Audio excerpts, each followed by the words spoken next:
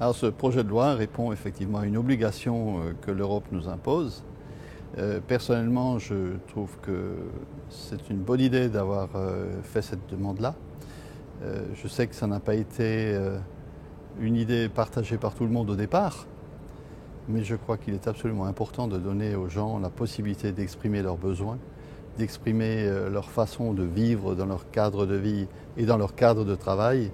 Et le mode associatif va leur permettre de s'exprimer. Alors ça doit effectivement être quelque chose de très ouvert où on rencontre toute la gamme, si je puis dire, toute la hiérarchie du personnel militaire autour de la table et pas seulement une petite catégorie pour que ce soit vraiment efficace. Il ne faut pas confondre association et syndicat. Ce sont vraiment deux choses différentes, mais je crois que c'est une bonne idée de l'avoir fait. Quoique je déplore le fait que nous l'ayons fait un peu dans la précipitation, en le raccrochant à la LPM, alors qu'on aurait pu se laisser un petit peu de temps et faire une loi peut-être spécifique à ce sujet-là.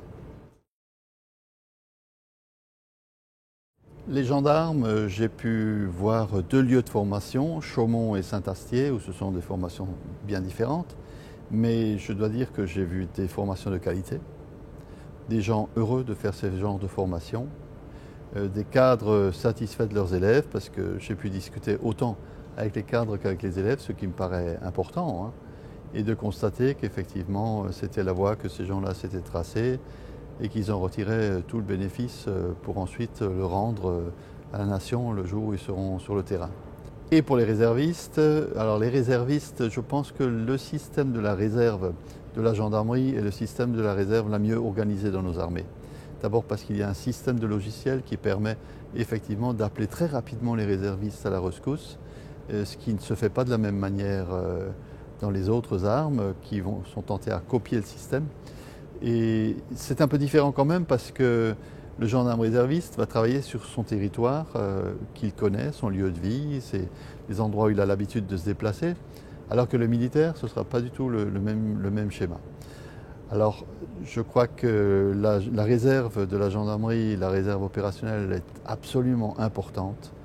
Il faut même la développer, car je crois que nous avons besoin de ces femmes et de ces hommes qui servent la réserve pour compléter le dispositif gendarme, qui, à mon sens, n'est pas suffisant sans eux.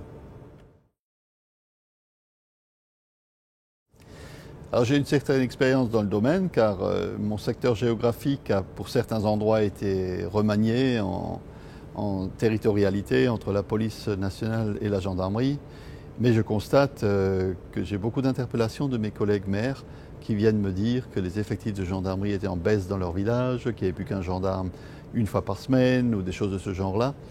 Et en réalité, la mutualisation des moyens a amené à regrouper les gendarmes dans d'autres locaux, mais souvent au bénéfice effectivement de ce transfert. Quand je dis bénéfice du transfert, c'est pour le bien-être des femmes et des hommes qui y travaillent, car très souvent, ce sont dans les locaux neufs.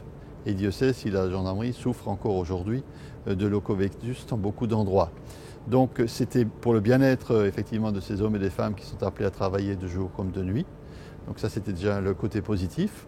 Le côté négatif, c'est effectivement pour les maires qui considèrent qu'ils ont perdu un véritable service de l'État, un service régalien, un service de sécurité dans leur commune.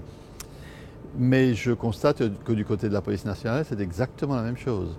Ma commune, par exemple, est toujours en zone de police nationale, mais il n'y a plus de bureau de police nationale, alors que le jour où j'ai été élu maire, nous avions 2 policiers nationaux qui étaient là, certes dans des bureaux pour rendre des dépôts de plainte ou faire des sorties d'école, des choses un petit peu malheureusement basiques. Mais aujourd'hui, ils ne sont plus là, ils sont allés renforcer l'équipe de la ville-centre, ce qui m'a imposé d'embaucher une police municipale qui n'existait pas du temps de mon prédécesseur. Alors on constate qu'entre le parc domanial et le parc, souvent dans un partenariat public-privé dans les communes, il y a une différence fondamentale.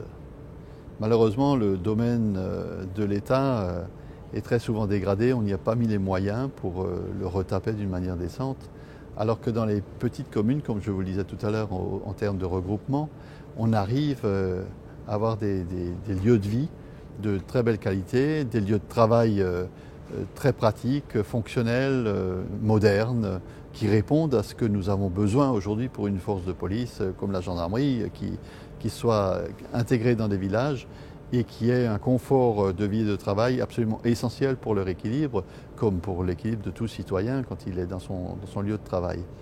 Alors effectivement, je pense qu'il faudrait que l'État fasse un gros effort financier sur l'ensemble des casernements en France, soit par un autre système, quelle que soit la formule adoptée, que ce soit un partage avec la collectivité locale, que ce soit juste l'État, peu importe. Mais ces hommes et ces femmes ont besoin de lieux dignes pour leur vie et pour leur lieu de travail.